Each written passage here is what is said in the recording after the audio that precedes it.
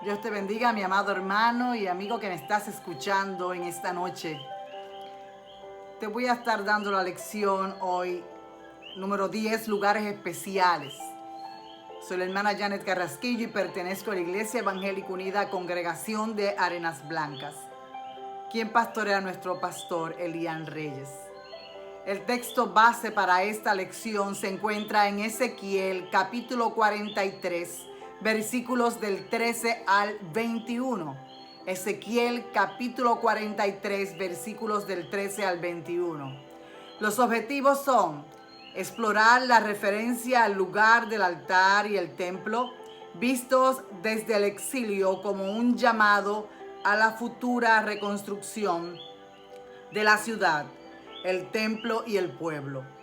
Y número 2, entender que Jesucristo fue el Cordero de Dios que quitó el pecado de nosotros.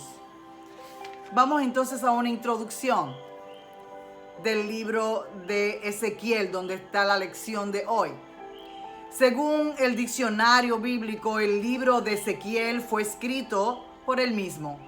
Ezequiel fue uno de los profetas mayores, hijo de un sacerdote. Fue criado alrededor del templo con miras a que fuese un sacerdote.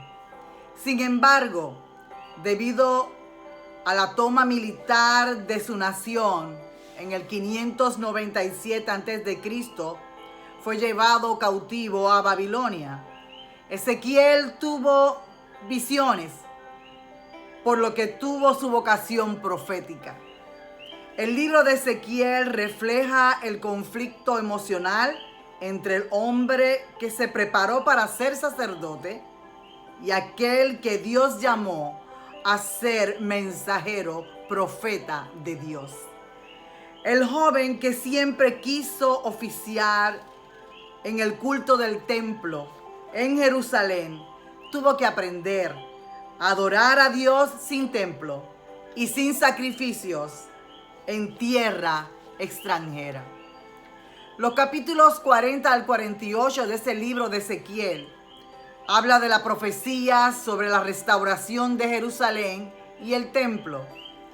Hoy estudiaremos brevemente del capítulo 43, versículos del 13 al 21. Vamos entonces rapidito con el análisis de las escrituras. En estos versículos, Ezequiel tuvo una visión del futuro del templo. Y en los versículos de hoy se narra con lujo de detalles cómo sería ese altar donde ocurriría el sacrificio.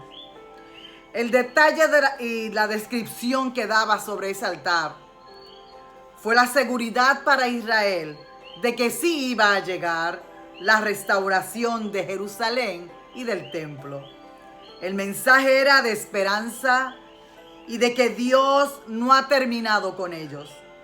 Dios reuniría, reconstruiría, restauraría y traería su gloria. Ezequiel describe el lugar del sacrificio, los versículos que no te he leído, pero los puedes buscar. Los codos que iban a hacer sobre los animales que iban a sacrificar, como todo el altar de Jehová.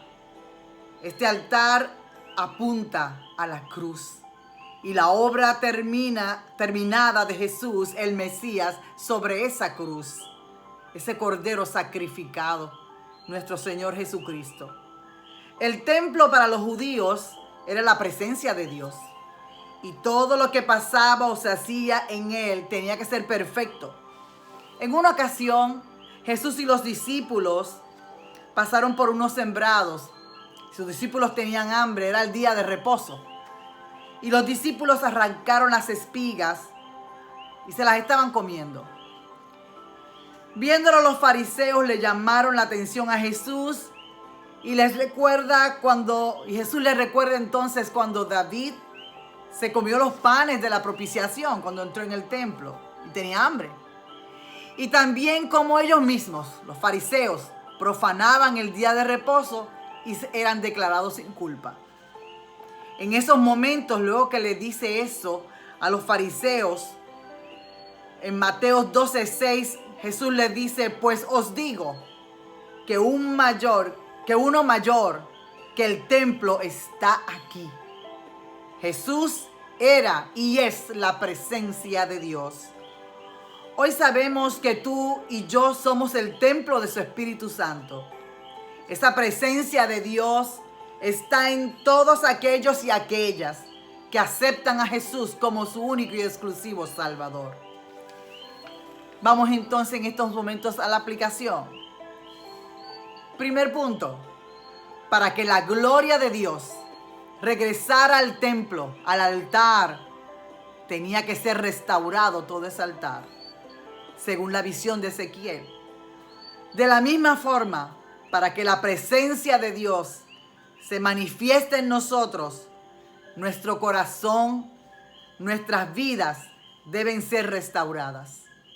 Dios quiere estar presente en nuestro templo y su gloria se quiere manifestar en nosotros. Número 2. El altar era para el sacrificio.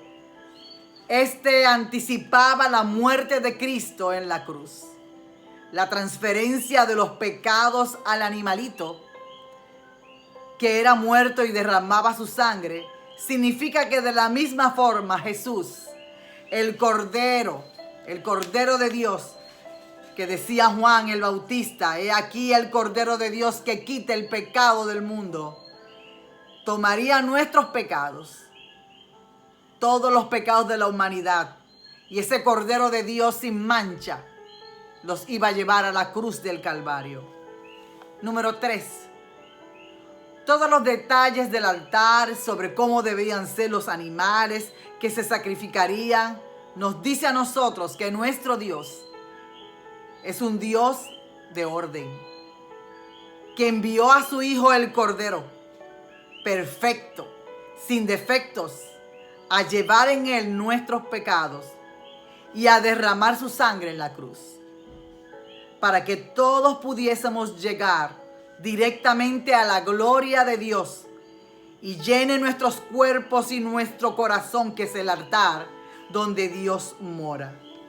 Para concluir, el lugar especial que tú y yo tenemos es nuestro corazón. Permite que sea un altar de adoración a Dios, que nuestro cuerpo sea el templo de su Espíritu Santo, el cual nos guía a toda verdad y justicia. Alabado es el Señor. Dios te bendiga, mi amado amigo y mi amado hermano que me escuchas en esta noche. Y recuerda, Dios es bueno siempre.